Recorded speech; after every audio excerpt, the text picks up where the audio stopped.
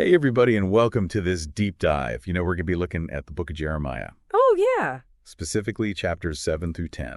Okay. And these chapters are really all about, misplaced trust and what true worship really means. Yeah. And I think that's something all of us can relate to, right? For sure. Have you ever felt like you're just going through the motions in your faith without really connecting? All the time.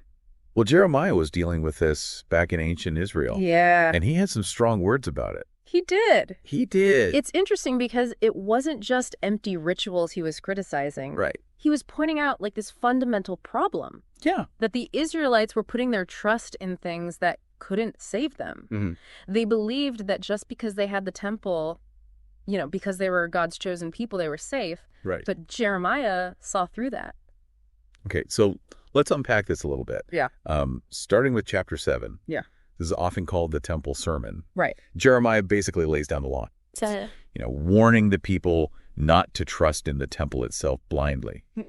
He even says, do not trust in deceptive words and say, this is the temple of the Lord. Right. What's going on here? Why is he attacking their most sacred space? Well, this is where it gets really fascinating. Okay. The temple was the heart of Israelite worship. Right. It was supposed to be the place where heaven and earth met. Yeah. But Jeremiah saw that the people had become complacent. Okay. They were relying on the physical building and their rituals instead of having a genuine relationship with God.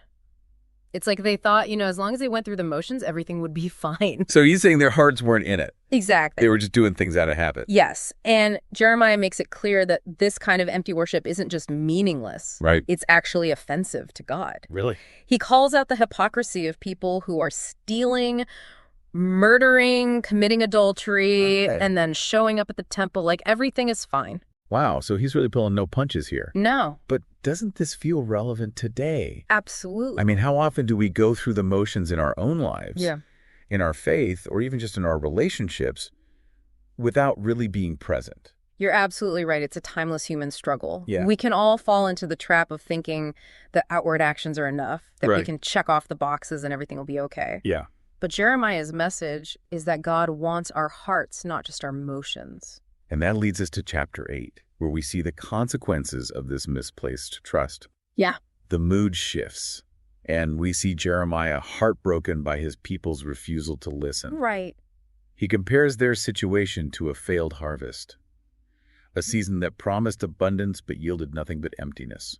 This is where we see Jeremiah's deep empathy and grief. Okay. He laments, the harvest is past, the summer has ended, and we are not saved. Wow.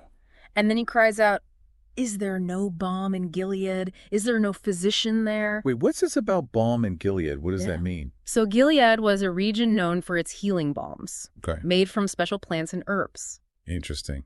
So when Jeremiah asks if there's no balm in Gilead, he's asking if there's no hope for healing, no way to mend what's broken.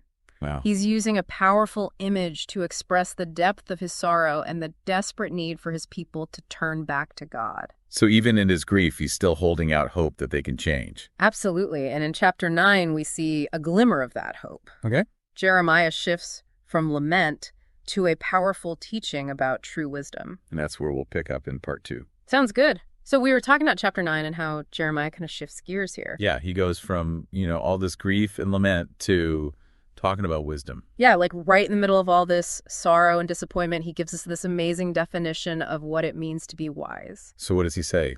What does he say? Fills in, because sometimes I feel like I'm chasing after the wrong things, Like I think that success or achievement is going to make me happy. Oh, yeah. You're not alone in that. But listen to what Jeremiah says in chapter 9. He says, let not the wise boast of their wisdom, or the strong boast of their strength, or the rich boast of their riches, but let the one who boast about this, that they have the understanding to know me. He's basically saying that knowing God is the ultimate achievement. Right. It's not money, not power, not even intelligence, but knowing God.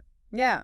That's pretty radical. It is radical, especially in a world that values all those other things, so highly. Yeah, we're always told that success is about getting ahead and accumulating wealth and recognition. Exactly. But Jeremiah's saying that true fulfillment comes from a different place altogether. Yeah, it comes from knowing God, understanding his ways, living in a right relationship with him. So how do we do that? What does it actually look like to know God? That's the million-dollar question, right? Yeah. People have been grappling with that for centuries. Right. But I think Jeremiah gives us some clues. Okay. He talks about humility, Okay. recognizing our own limitations and our need for God's guidance. He also emphasizes justice and compassion, Okay. treating others with fairness and kindness. So it's not just about having some kind of intellectual understanding of God. No. It's about living it out in our daily lives. Exactly. And that brings us to chapter 10, where Jeremiah takes this idea of misplaced trust to another level. Okay. He contrasts the living God with the lifelessness of idols. Okay. And he does it in a way that's both humorous and thought-provoking. Okay. He says that their idols are like a scarecrow in a cucumber field. I love that image. Yeah. It's so vivid and unexpected. Right. It makes you realize how silly it is to put your faith in something that's essentially powerless. Totally. But what about us? What are the idols in our lives, the things that we might be tempted to put before God? That's the question, isn't it? Yeah. And it's a question we each have to answer for ourselves. Right. It might be our careers, our possessions, our desire for approval, our political ideologies, even our own sense of self-righteousness. I feel like I struggle with that one. Right. Anything that we elevate to the point where it takes precedence over God, Yeah. anything that we rely on for security and fulfillment apart from him can become an idol. That's a sobering thought. Yeah. So how do we avoid falling into that trap? How do we make sure that we're putting God first in our lives and not chasing after these other things? I think it starts with honesty. Okay. We need to be honest with ourselves about what we're really seeking, what we're truly putting our trust in. Uh-huh. We also need to be willing to let go of anything that's hindering our relationship with God, Okay. even if it's something we value or enjoy. Right. And most importantly, we need to cultivate our relationship with God. Okay. How do we do that? Through prayer, through studying his word, and through connecting with other believers. So it sounds like it's a continual process. Yeah. A journey of constantly reevaluating our priorities and making sure that God is at the center. It's not a one-time fix, but an ongoing commitment to seeking God and allowing him to transform our hearts and minds. So we've uncovered a lot here about misplaced trust hypocrisy. Yeah. The difference between true and false worship. For sure. And, as we've been talking, I can't help but think about how relevant all of this is to our own lives. Absolutely. What would Jeremiah say to us today if he saw the things we put our trust in, the things we chase after, the things we sometimes prioritize over our relationship with God? He would have a lot to say. It's a question worth considering, isn't it? It is, and that's a perfect segue into wrapping up our deep dive into these chapters of Jeremiah. All right, let's recap what we've learned from these powerful passages. What are the key takeaways that our listener can apply to their own life?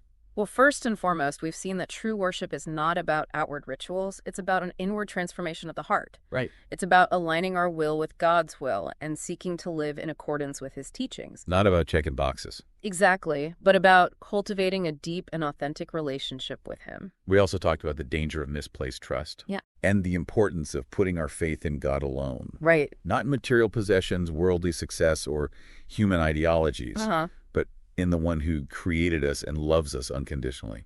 Absolutely. And finally, we've been reminded that God is sovereign. Yes. He's in control, even when things seem chaotic and uncertain, and we can trust in his unfailing love and guidance. It's a message of hope and resilience, even in the midst of challenging circumstances. It is. And now with that in mind, let's leave our listener with a final thought-provoking question. Okay. If Jeremiah were speaking to us today, what idols might he call us to abandon in order to truly know and worship the one true God?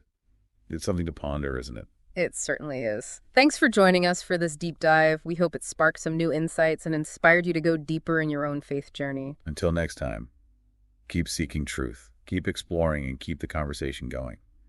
It really makes you think, about all the stuff we put our trust in. It does. It's like Jeremiah's message is just as relevant today as it was back then. Yeah, totally. We all face those temptations.